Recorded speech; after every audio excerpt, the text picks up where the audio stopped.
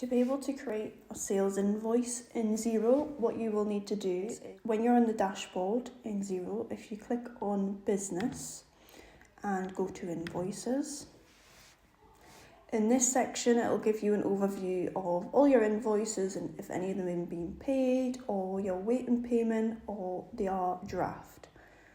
So on these ones, you've got all your invoices.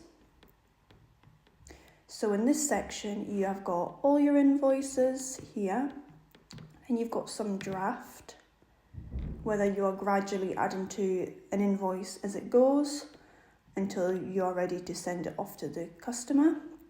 You've got awaiting approval and awaiting payment. Now, awaiting payment will show you which invoices are still outstanding to be paid, and it also shows you if you've sent them by email.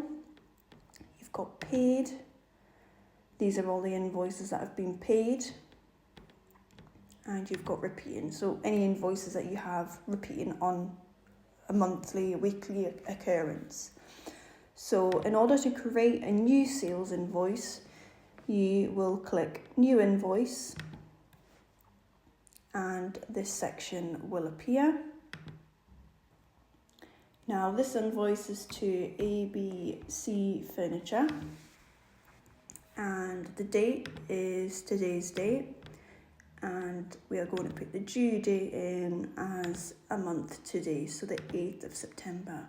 It's already filled in the invoice 49 and I'm just going to put work on sofa as a reference. So in the description, I'm going to put replacing sofa material, as this is what the work was done, and supply of new material. So in that case, I'm just going to put quantity as 1 because I've already got the unit price set and it's £450. It's already putting it as sales because it's recognising that it's a sales invoice and it's going to go to sales. Whereas if you had various different sales codes, if you want to go to other revenue, but typically it'll go to sales. 20% VAT on this, and that is the invoice. Now you've got a couple of options here. You can save as a draft.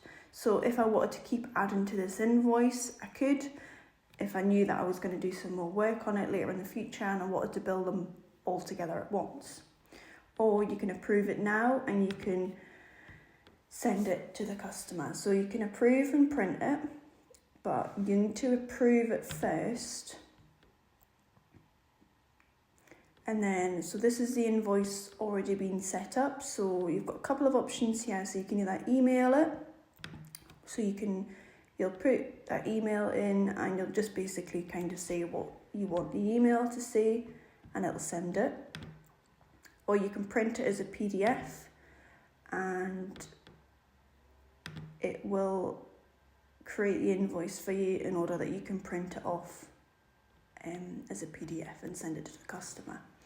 So that is the invoice created. Then if we go back to the invoices section, you will see that is appeared at the top of the list and it has been sent and we are awaiting the payment on it. Now I have a couple of draft invoices that I have done. So for example, Rex Media Group, this is one that I want to gradually add to. So I need to add another line to it because I've done a bit more work for them. And I'm going to add an item. So it's going to be some more support. You can have these items set up so it automatically fills all the information in for you if you have a set price for certain things that you do, which it'll do. And then obviously you can still change and edit the price. I'm just going to change that to £500. And that is everything. So I'm quite happy and I want that invoice to now go to the client. If I still wanted to keep it as a draft, I would just click save and then it would keep it as a draft. Whereas now I'm ready for it to go to the customer, so I'm going to click approve. and then I can decide whether I want it to go by email, or you can click print as a PDF where you can send it through the post or you can hand it to the customer. So that is how to create sales invoices.